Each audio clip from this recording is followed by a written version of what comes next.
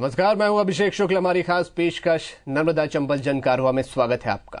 मध्य प्रदेश की जनता के सरोकारों का खुला मंच है IBC 24 की पहल नर्मदा चंबल जन कारवां। इसके मंच से जनता सीधे जिम्मेदारों से सवाल कर रही है, उनसे विकास कार्यों का हिसाब मांग रही है। जन कारवां को जनता का भरपूर साथ मिल रहा है और ये लगातार आगे बढ़ रहा है। आज जन कारवां का 20वां दिन है और आज का पड़ाव है नीमच। आज नीमच की जनता इस मंच से अपनी आवाज उठाएगी। जन चौपाल की तैयारियां पूरी हो गई हैं। सीधे रुक करते हमारे सहयोगी आलोक पंड्या का। आलोक। नमस्कार अभिषेक। और IBC 24 का नर्मदा चंबल जन कारवां इस समय पहुंच चुका है मध्य प्रदेश के पश्चिमी दरवाजे पर। राजस्थान को छूता हुआ नीमच जिला बहुत ही समृद्धशाली यहाँ का इतिहास रहा है और नीमच वो जिला रहा है जिसने मध्य प्रदेश को एक नहीं बल्कि दो मुख्यमंत्री दिए। तो क्या है नीमच का वैभवशाली इतिहास, डाल लेते हैं एक नजर।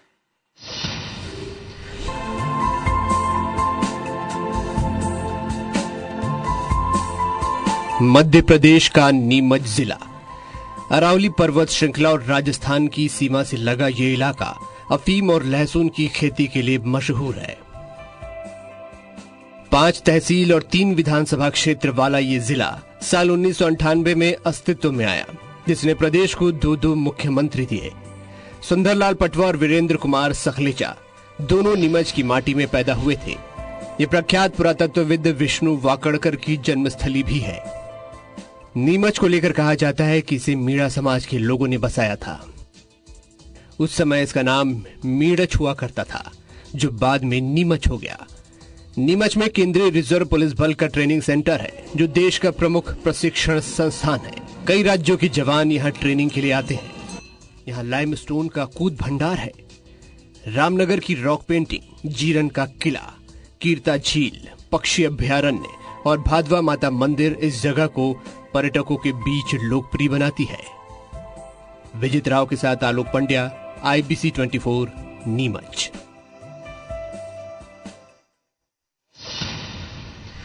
तो ये था नीमच का इतिहास और क्या है नीमच की संस्कृति। और अब एक बात ये भी देख लेते हैं कि क्या है नीमच के मुद्दे, यहाँ की क्या है समस्याएं और क्या है यहाँ के मुख्य इशू।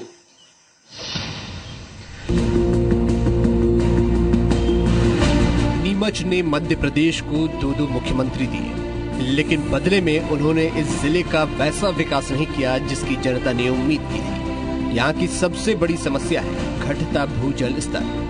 कई इलाकों में पेयजल का भीषण संकट है। खेतों की सिंचाई केवल बारिश के भरोसे है। नीमच तक चंबल नदी का पानी लाने की योजना तो बनाई गई, लेकिन वो कागजों पर ही रह गई। जिले में रोजगार का कोई जरिया नहीं। नीमच की कृषि उपज मंडी प्रदेश की इकलौती ऐसी मंडी है जहाँ सबसे ज्यादा औषधीय फसलें आती हैं, जिसकी वजह से यहाँ मसाला प्रोसेसिंग यूनिट लगाने की योजना का ऐलान किया गया। ये भी अब तक अमल में नहीं लाई गई। यहाँ के अफीम किसान को भी उपज का लाभ नहीं मिल पा रहा। दूसरी ओर अफीम तस्करी एक बड़ी समस्या बनी हुई है। यहाँ लाइमस्टोन का बड़ा भंडार होने के बावजूद लोगों को इसका फायदा नहीं मिल रहा।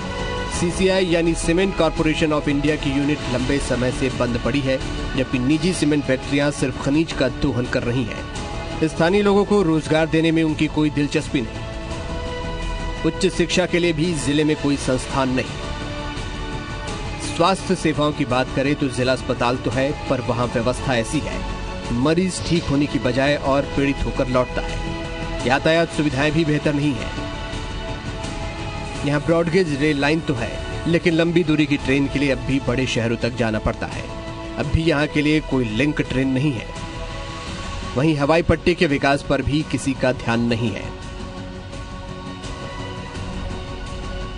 प्रदेश को 2 मुख्यमंत्री देने वाला नीमच जिला विकास की दौड़ में पिछड़ गया है।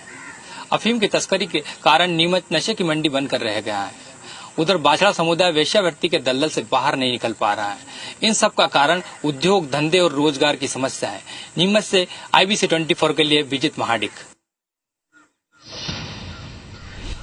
तो सवाल यही है कि आजादी के बावजूद यहाँ पर इतना समय गुजर जाने के बाद भी और इतने सारे दिग्गज नेताओं को देने के बाद भी नीमच जो है विकास की राह से कटा क्यों हुआ है। और इसी मुद्दे पर, इन्हीं सारे विषयों पर और नीमच जिले के क्या मुद्दे हैं, क्या विकास की संभावना है, क्या कुछ किया जा सकता है, उन सब पर चर्चा करने के लिए हमारे साथ में मंदसौर के जागरूक जनप्रतिनिधि भी मौजूद हैं। मंदसौर के बारे में, नीमच के जागरूक जनप्रतिनिधि भी मौजूद है, नीमच की जनता भी मौजूद है और नीमच के तमाम जो अलग अलग क्षेत्र हैं वहां के लोग भी हमारे साथ मौजूद हैं। हमारे साथ में ओम प्रकाश सकलेजा जी जो कि नीमच जिले से विधायक है, जावद से विधायक है, भारतीय जनता पार्टी के नेता हैं, और वीरेंद्र कुमार सकलेजा जी जो कि यहां से निकले थे और मध्य प्रदेश के मुख्यमंत्री रहे, उनके सुपुत्र हैं। इसके साथ दिलीप सिंह परिहार जी भी हैं जो कि विधायक है, नीमच जिले से ही विधायक है और भाजपा के नेता है। इसके साथ ही हमारे साथ में नरेंद्र नाहटा जी कांग्रेस की तरफ से मौजूद है जो कि मध्य प्रदेश सरकार में, दिग्विजय सिंह सरकार में उद्योग मंत्री रहे। इसके साथ में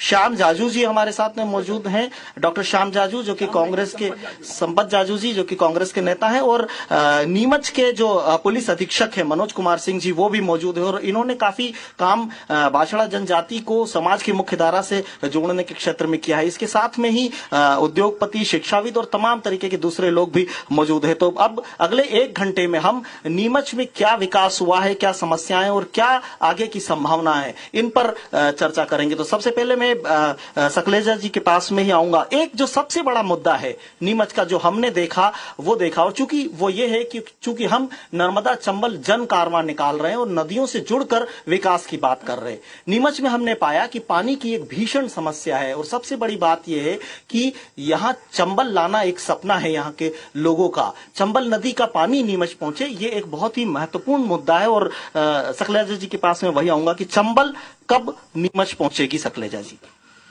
चंबल बहुत जल्दी नीमच पहुंचेगी। अगर अपन थोड़ा सा पानी की चर्चा कर रहे हैं तो केवल वर्तमान के साथ अगर हम पूरा इतिहास देखें तो मध्य प्रदेश के इतिहास में सन 67 में सबसे पहले नर्मदा के पानी के बंटवारे के लिए स्वर्गीय सकलेचा जी जब उप मुख्यमंत्री और सिंचाई मंत्री थे, पहली बार उन्होंने क्लेम ठोका था।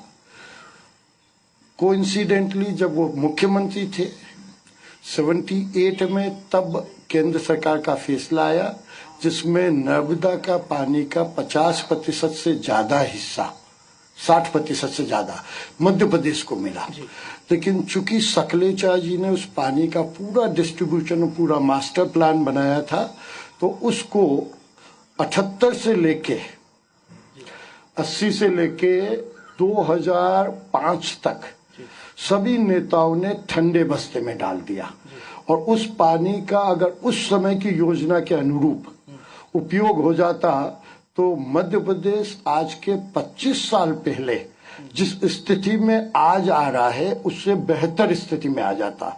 आज भी हम नर्मदा का पानी 2005-06 में जब मैं एस्टीमेट कमेटी का चेयरमैन बना, मेरी माननीय शिवराज सिंह चौहान जी से बहुत डिटेल में उज्जैन में चर्चा हुई बैठक में। उसके बाद जब बंटवारे की बात आई तो उनने कहा कि तुम इसकी पूरी डिटेल रिपोर्ट बना के दो। मैंने पूरी कमेटी को लेके जब डिटेल रिपोर्ट बना के दी तो पिछले 25 वर्षों में मात्र 12% जो मध्य प्रदेश के हिस्से का पानी का उपयोग किया गया, 88% पानी बर्बाद किया गया। और उन सब, मैंने तो मध्य प्रदेश की विधानसभा में यहां तक का वाक्य यूज किया कि it is a criminal offence कि मध्य प्रदेश की जनता का अधिकार पूरा चला गया गुजरात में और अदर राज्यों में। अब अभी भी मध्य प्रदेश ने इतना प्रयास करके 6 लाख हेक्टेयर से 30-35 लाख हेक्टेयर तक सिंचित रकबा जो हुआ, उसके बाद भी अभी तक नर्मदा का मात्र 24 से 30% पानी का उपयोग हुआ अपने शहर का।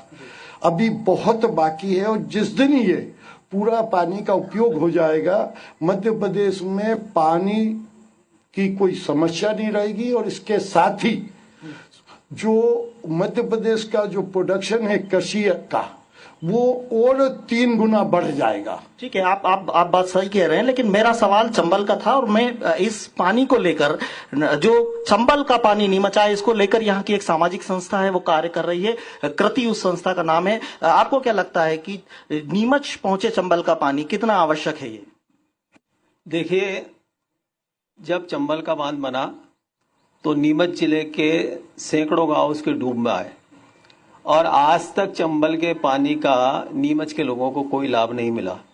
सन 2009 में पीएचई ने एक प्लान बनाया था जिसमें नीमच जिले के 485 गांव लाभान्वित होने थे। उसके साथ जो बड़े कस्बे हैं, कुकड़ेश्वर, रामपुरा, मनासा, नीमच, जावद, ये सारे उसमें कवर हो रहे थे। लेकिन वो प्लान जो है जाकर वहां पर ठंडे बस्ते में डाल दिया। आदरणीय सकलेचा जी ने जो बात कही, नर्मदा की बात करनी थी, चंबल की, क्योंकि हम नीमच जिले में चंबल का कितना लाभ ले पाए, ये हमारा एक कहना चाहिए कि लंबे समय तक संघर्ष रहा। सन 2009 से लगाकर ये 2017 आ गया, इतने लंबे समय तक हम चंबल के लिए संघर्ष करते रहे। हमें बड़ी खुशी है कि हमारे नीमच क्षेत्र के विधायक माननीय दिलीप सिंह जी परिहार ने इसमें रुचि ली और उन्होंने विधानसभा में भी इस प्रश्न को उठाया। माननीय मुख्यमंत्री जी शिवराज सिंह चौहान से भी इस संबंध में मिले, तब हमें आशा बंधी कि अब नीमच जिले को चंबल का पानी मिलेगा। चलिए कुछ उम्मीद बंधी है। और इस बीच में जबकि हमने डिबेट शुरू की थी, उसी बीच में जो मंदसौर नीमच के सांसद हैं सुधीर गुप्ता जी, वो भी आ गए। हम उनका स्वागत करना चाहेंगे। गुप्ता जी, चूंकि आप लेट आए हैं, मैं बता दूं कि हम बात कर रहे थे कि नीमच चंबल का पानी कब पहुंचेगा। क्या ये सपना रह जाएगा? नहीं, मैं तो इस चीज पर कि सपना अगर मन में कोई रखता भी है और उसके प्रति विश्वास हो कि वो पूर्ण होगा, तो ये सपना ऐसा है जो पूर्ण होने के लिए ही देखा गया है। कब तक हो जाएगा? चलिए कांग्रेस के पास आते हैं। नाटा साहब, आप बताइए ये कितना महत्वपूर्ण है कि चंबल का पानी यहाँ पहुंचे, क्योंकि ये देखा हमने कि यहाँ जल स्तर, भूजल स्तर 1000 फीट पर है, जमीन के नीचे 1000 फीट नीचे पानी है। देखिए, जो बात एक तो सकलेचा जी ने कही, बहुत अच्छी बात कही कि नर्मदा के पानी का मालवा का कोई फायदा नहीं मिला, उनने स्वीकार किया। अब चंबल के पानी पे आए। आप शायद नीमच शहर की बात कर रहे होंगे, लेकिन नीमच जिले की जब बात करें तो मनासा में तो हम बहुत पहले चंबल के पानी को लाए। खानखेड़ी एक बड़ी महत्वाकांक्षी सिंचाई योजना थी जिसमें सब कुछ हो चुका था। 2003 आप लाए, मतलब कांग्रेस लाई?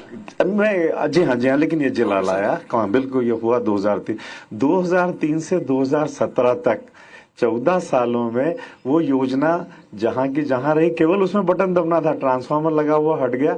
तो अगर पानी आ भी जाए, मतलब कोई योजनाएं भी बन जाए और उनका क्रियान्वयन नहीं हो तो उसका कोई लाभ नहीं होगा। तो मेरा आग्रह है कि हम तो मनासा तक चंबल का पानी ले आए, आगे उसको नीमच आना चाहिए, लेकिन उसके साथ साथ जब आए तो उसकी सफलता से, ईमानदारी के साथ उसका क्रियान्वयन भी होना चाहिए। वो अभी मुझे बहुत कम दिख रहा है। परिहार साहब, आपके पास आऊंगा। परिहार साहब, आपने तो विधानसभा में भी ये प्रश्न उठाया और बहुत ही मौजू इस नीमच के लिए सवाल है।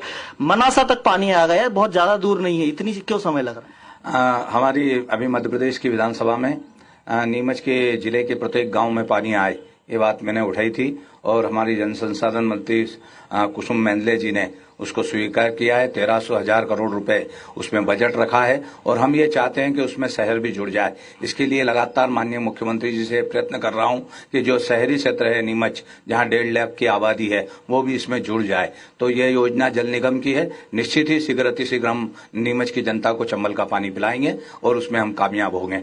सवाल अब नीमच की पेयजल समस्या पर थोड़ा सा हम कंसंट्रेट करते हैं। क्या स्थिति है? चूंकि हमारे साथ में मौजूद है, महिलाएं मौजूद है, नीमच में पेयजल की स्थिति क्या है? देखा जाए तो बहुत बढ़िया स्थिति है, क्योंकि कहीं न कहीं किसी भी चीज को लाने में समय तो लगता है, लेकिन इंतजार करना पड़ता है। क्योंकि वैसे पानी हम मानते हैं कि 5 दिन में आ रहा है, 4 दिन में आ रहा है, क्योंकि पहले भी यही स्थिति थी, लेकिन थोड़ा समय लगेगा। लेकिन आज देखा जाए तो बहुत ही बढ़िया स्थिति है। बढ़िया स्थिति है। इधर से पूछ लेता हूँ, आपका क्या मानना है? नीमच शहर में, मैं नीमच शहर के ड्रिंकिंग वाटर की बात कर रहा हूँ। नीमच शहर में पीने का पानी जो है या ड्रिंकिंग वाटर है, वह 5 दिन में दिया जा रहा है, 4 दिन छोड़ करके 5वें दिन दिया जा रहा है। और उसके बाद अगर ये कहा जाता है कि बहुत बेहतर स्थिति है, तो इससे ज्यादा शर्मनाक बात और कोई हो नहीं सकती। एक और सवाल लेते हैं। आपको क्या लगता है नीमच में ड्रिंकिंग वाटर की क्या स्थिति? नीमच शहर का अपना एक गौरवमयी इतिहास रहा है कि यहाँ सेंट्रल गवर्नमेंट से आरपीएफ की स्थापना है। तो पूर्व में ये हुआ करता था कि बाहर से कोई भी अधिकारी या सेंट्रल गवर्नमेंट के लोग आते थे, यहाँ बस जाया करते थे। तो ये सिलसिला धीरे धीरे रुक गया और नीमच के लोग बाहर जाकर के बसने लगे। लेकिन अभी मुझे लगता है, जो मुझे ज्ञात हो रहा है सूचनाओं से, कि 2 डैम बन गए हैं और नीमच में पाइपलाइन का कार्य चारों तरफ चल रहा है। जो सच्चाई है उससे मैं बिल्कुल मुंह नहीं बढ़ूंगा और शीघ्र ही नीमच को पानी मिलेगा, मुझे ऐसी पूरी आशा है। शीघ्र ही नीमच को पानी मिलेगा। राकेश जैन जी नगरपालिका के अध्यक्ष हैं। राकेश जी, सवाल जो उधर से पीछे से आया था कि 5 दिन में पानी मिलता है नीमच की जनता को। हाँ, ये बात सही है, लेकिन मेरे पूर्व में 20 साल से कांग्रेस पार्टी नगरपालिका में रही है और हमारे मुख्यमंत्री शिवराज सिंह जी चौहान साहब और हमारे विधायक दिलीप सिंह जी परिहार ने प्रयास किया और मुख्यमंत्री पेयजल योजना नीमच के लिए स्वीकृत करी और वो योजना पूर्ण हो चुकी है। अब टेस्टिंग का काम चल रहा है। शीघ्र नीमच में हम प्रतिदिन पानी देंगे। जाजू जी, कांग्रेस के शासनकाल में यहाँ पर पानी की लेट लतीफी हुई और उसके कारण जो है, आपको लगता है ये बात उनका उधर से जवाब आया, सही जवाब आया? देखिए, नीमच के ही नहीं पूरे इलाके के लोगों को मालूम है कि नीमच में पेयजल की व्यवस्था के लिए कांग्रेस ने क्या किया। अगर आज यहाँ का पेयजल व्यवस्था जो भी चल रही है वो सीताराम जाजू सागर डैम के कारण चल रही है और वो डैम कांग्रेस की सरकार ने बनाया। मेरे पिताजी जो उस समय मंत्री थे, उनने नीमच के लिए उसको स्वीकृत करवाकर वहां पेयजल की। यही नहीं, ये जो बात कर रहे हैं कि मुख्यमंत्री आवर्धन योजना और ये है, मैं जब स्वयं विधायक था तब मैंने नीमच की एक बस्ती बगाना है और नीमच सिटी अलग बस्ती है।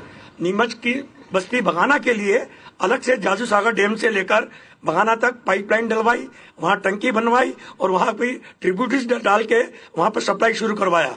वही स्थिति नीमच सिटी के लिए की गई, वहां पे भी टंकियां बनवाई और पानी की व्यवस्था को करवाया गया। तो ये जो आरोप है कि कांग्रेस ने कुछ नहीं किया, तो ये जनता नीमच की, आप आम जनता से पूछेंगे वो बता देंगे कि नीमच में कांग्रेस ने क्या किया पानी के लिए। हाँ, तो बिल्कुल पानी रहे, पानीदार रहे नीमच, ये बात और ये मुद्दा जो है, इस पर विमर्श जारी रहेगा। अभी वक्त है एक ब्रेक का और ब्रेक के बाद जब लौटेंगे तो नीमच के जो दूसरे मुद्दे हैं उन पर चर्चा करेंगे। के बाद आपका स्वागत है।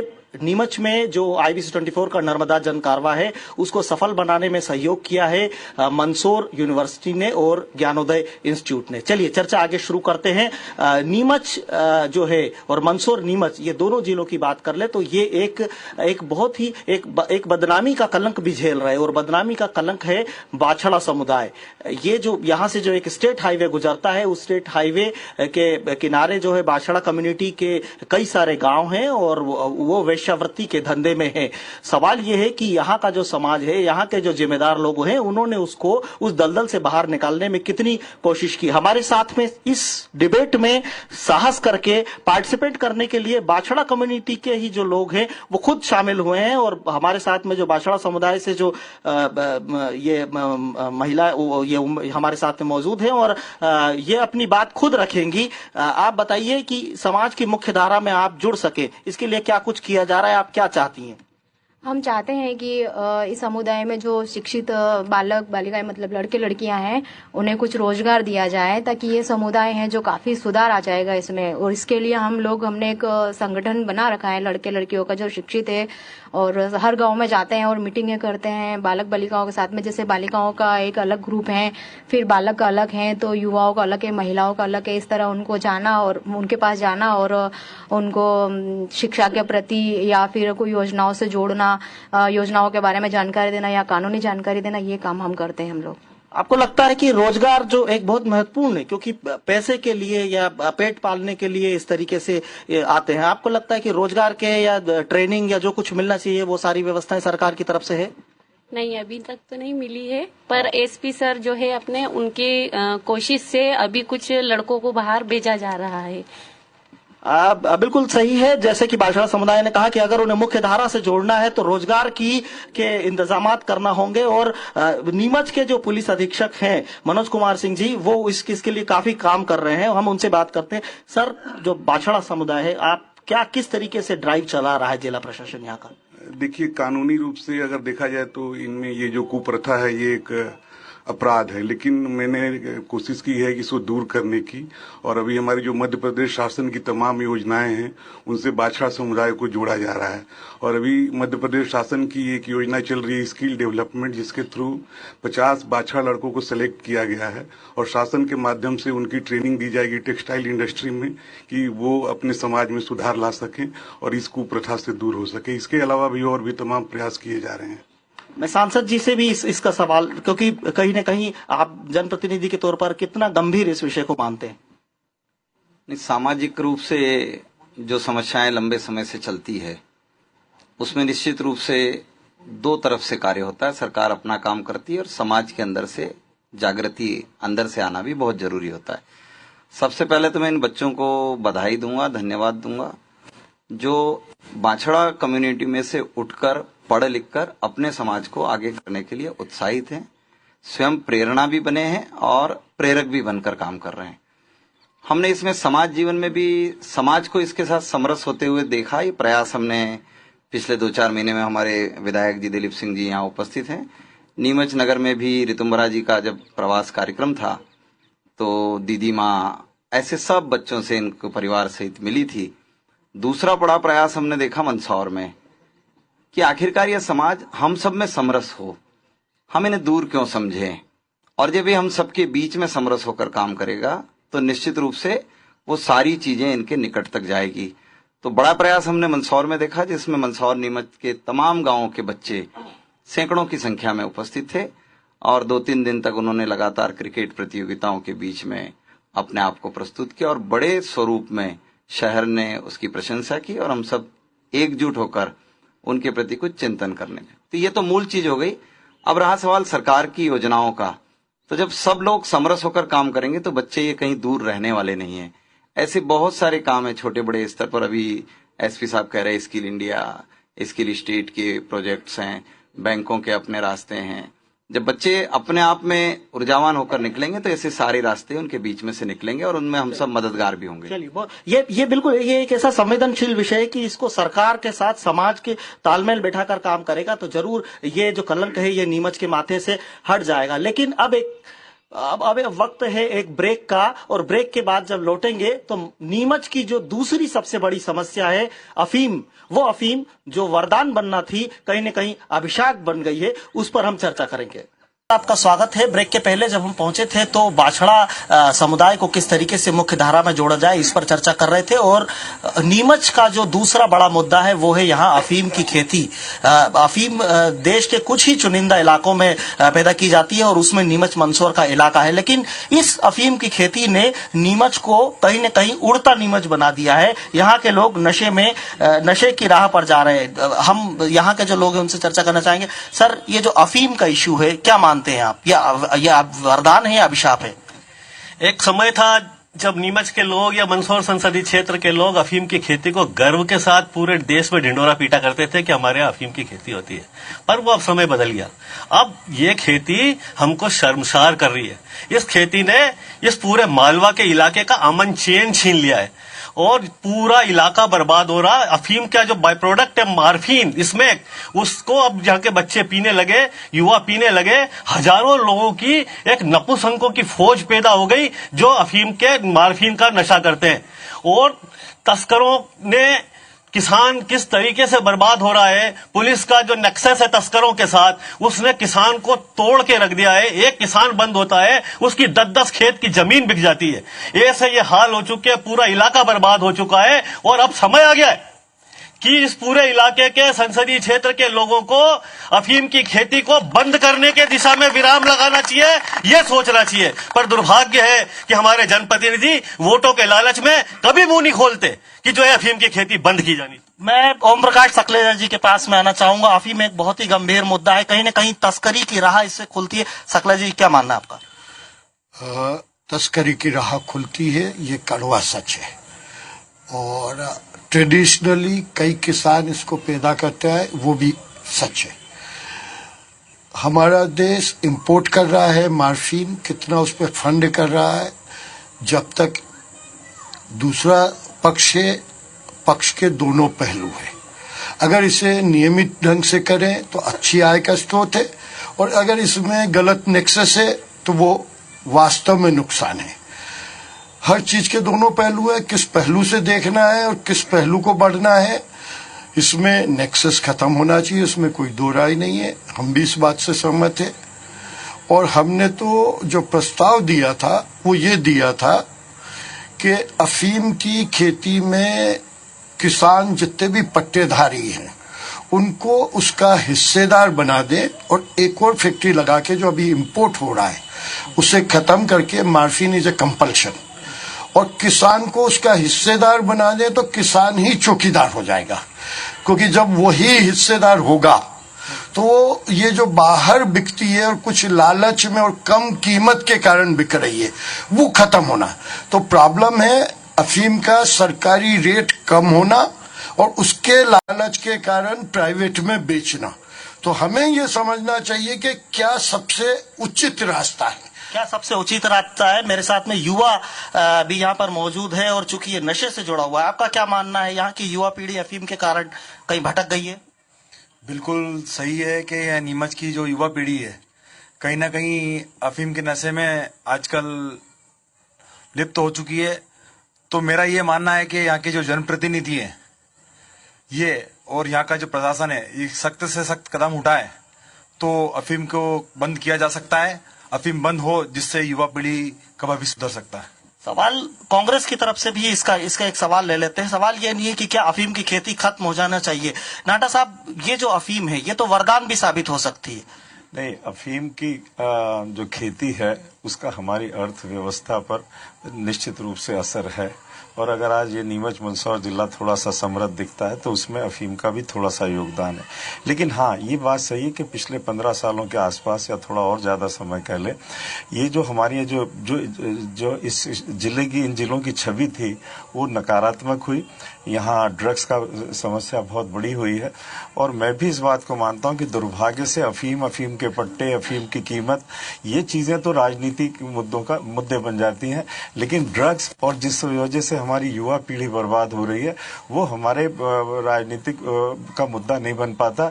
मंदसौर नीमच जिले पूरे मालवा के सामने बहुत गंभीर समस्या है ड्रग्स की और इस पर निश्चित रूप से गहरे चिंतन की आवश्यकता है। ड्रग्स की चिंता की जानी चाहिए जनप्रतिनिधि के तौर पर। और चूंकि बीजेपी के नेता भी हैं परिहार साहब, सरकार लगा बीजेपी की ये तीसरी पारी खेल रही है, आपको लगता है कि कहीं ना कहीं यहाँ कमी रह गई है सरकार की तरफ से? नहीं, इसमें अभी किसानों की ओर से मांग आई थी कि हमें अफीम के पट्टे दिए जाए, तो माननीय सांसद जी ने प्रयत्न करके और किसानों को पर्याप्त पट्टे दिलवाए। कहीं न कहीं जब अफीम पैदा करते हैं और बेचते हैं, सही जगह अगर वो बिकती है तो उनका वाजिब भाव मिलता है। मगर उसके पीछे जो ड्रग का जो मामला है या इसमें कोई हीरोइन हो, उससे युवा पीढ़ी बर्बाद हो रही है। फिर भी आर्थिक स्थिति में जैसा संबल बनाने में कहीं न कहीं किसानों में इसका बहुत बड़ा योगदान है। इसकी कोई नीति निर्धारित होना चाहिए, इसमें कुछ परिवर्तन हो रहे। और वैसे अफीम से हम सोचते हैं दर्दनाक दवाएं और अनेक प्रकार की औषधियां भी बनती है, तो उसमें कहीं न कहीं इसका महत्व तो है। चलिए, सवाल चूंकि अफीम एक ऐसी चीज है जिसको छोड़ा भी नहीं जा सकता और पास रखा भी नहीं जा सकता। अब सवाल ये भी है कि क्या नीमच जो है उद्योग धंधे और रोजगार की स्थिति में क्या है, क्यों कटा हुआ है, हम उस पर बात कर लेते हैं। आपको लगता है कि यहाँ प्रॉपर इंडस्ट्रियलाइजेशन है? नीमच जिले में रोजगार की बड़ी समस्या है। यहाँ एक फैक्ट्री, सीमेंट फैक्ट्री जो जावद विधानसभा क्षेत्र में आती है, कई वर्षों से बंद पड़ी है, जिससे करीबन 10,000 लोग बेरोजगार हो चुके हैं, जो सीधे प्रत्यक्ष अप्रत्यक्ष रूप से। और माननीय सकलेचा जी 13 साल से जनप्रतिनिधि हैं, इन्होंने सिर्फ लफाजियां करी हैं इस बात को लेके कि अभी जावद विधानसभा क्षेत्र के भगवानपुरा में एक सौर ऊर्जा का प्लांट डला, जिसमें बहुत लफाजी की कि हजारों लोगों को रोजगार मिलेगा, लेकिन वहां मात्र 30 लोग सिक्योरिटी में हैं, 12 लोग कंपनी के हैं और 10-20 लोग और हैं। मात्र 100 करोड़ का जो उद्योग लगाया उसमें मात्र 45-50 लोग कार्य कर रहे हैं। दूसरी बात, इसका जवाब सकलेजा जी से ले लेता हूं। सकलेजा, सबसे बड़ी बात है कि सरकारी क्षेत्र की जो सीमेंट फैक्ट्री थी उस पर ताला डल गया, निजी क्षेत्र की सीमेंट फैक्ट्री चल रही है, इंडस्ट्रियलाइजेशन की भरपूर संभावना है। आपका इलाका है, क्या कहना है? 100% फैक्ट्री चालू होना चाहिए, मैं इस बात से के लिए काफी प्रयास कर रहे हैं। हमने उसका 3 हिस्सों में बंटवारा किया, लेकिन अगर इसको राजनीतिक दृष्टि से जैसे कहा गया है, राजनीतिक दृष्टि का उत्तर राजनीतिक दृष्टि से ही दिया जाएगा। ये बंद हुई थी, इस कंपनी में बहुत प्रॉफिट था।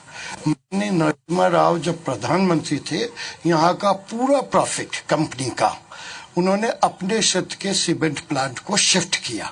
उसके कारण ये यूनिट सिक हुआ और आज भी ये यूनिट सबसे वायबल यूनिट है, लेकिन उस फंड शिफ्टिंग के बाद उसका बंटवारा नहीं हुआ, क्योंकि इसके 3 हिस्से हैं।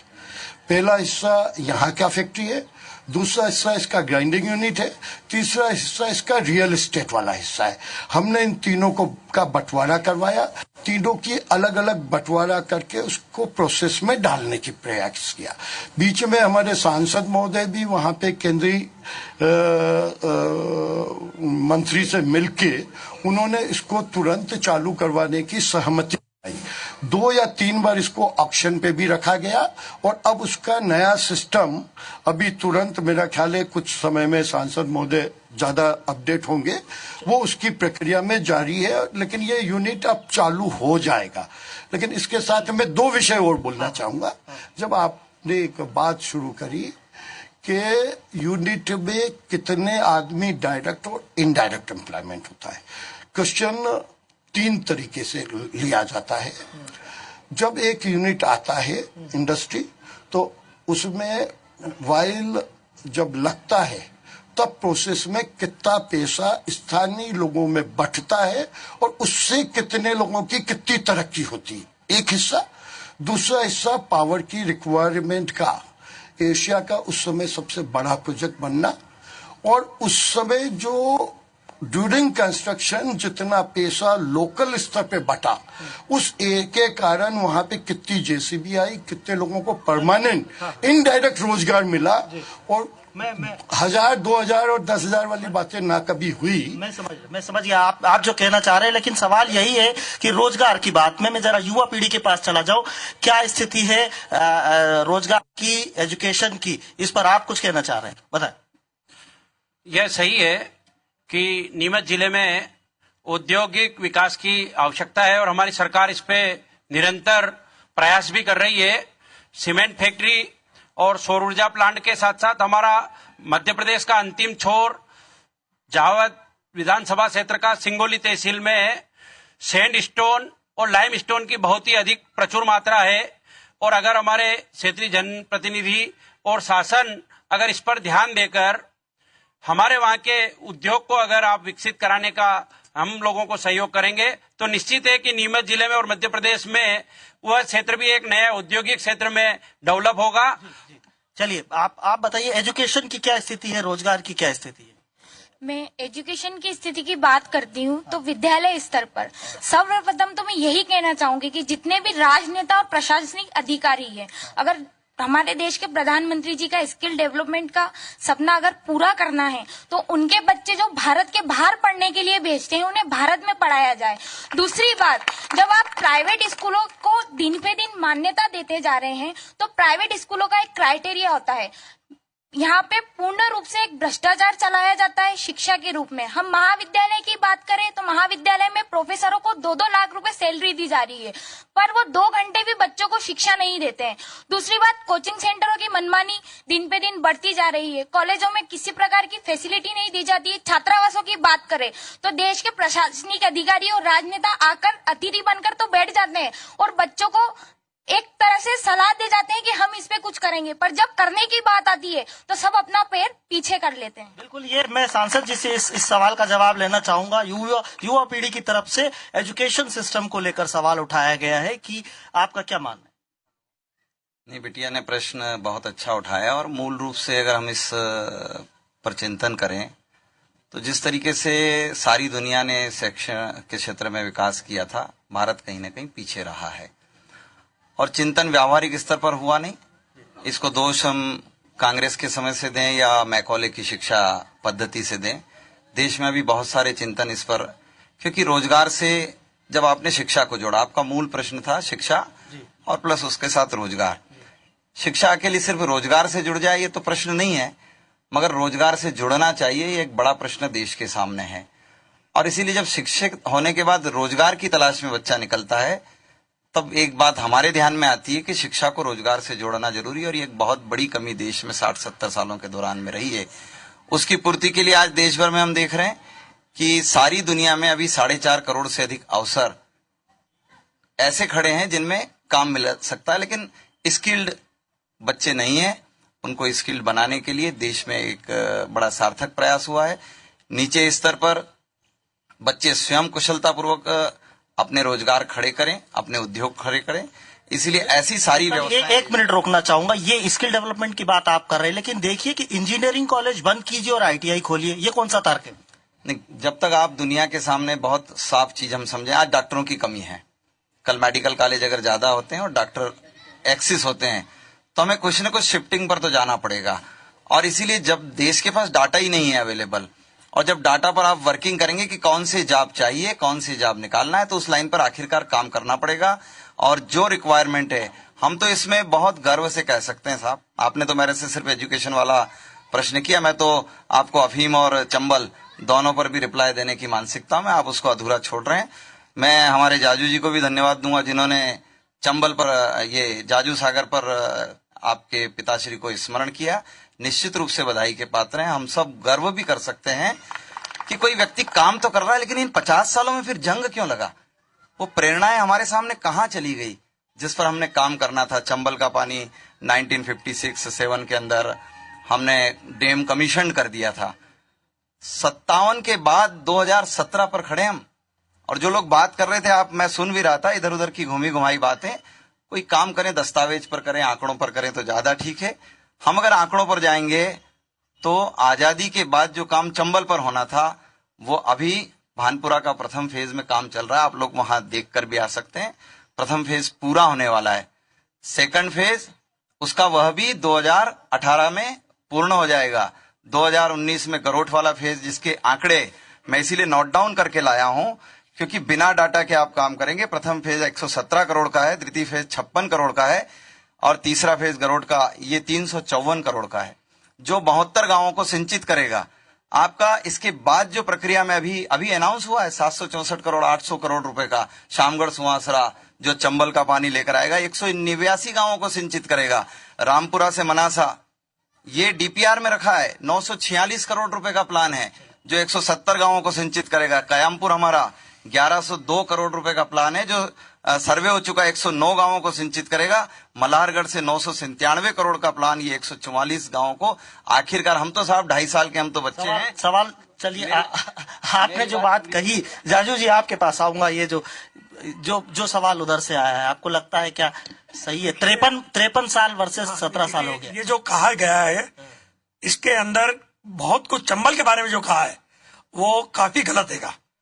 चंबल पे अगर बांध बना है तो वो तत्कालीन भारत के होम मिनिस्टर, गृह मंत्री डॉक्टर कैलाशनाथ काटजू उस समय मध्य प्रदेश मंदसौर संसदीय क्षेत्र को रिप्रेजेंट करते थे।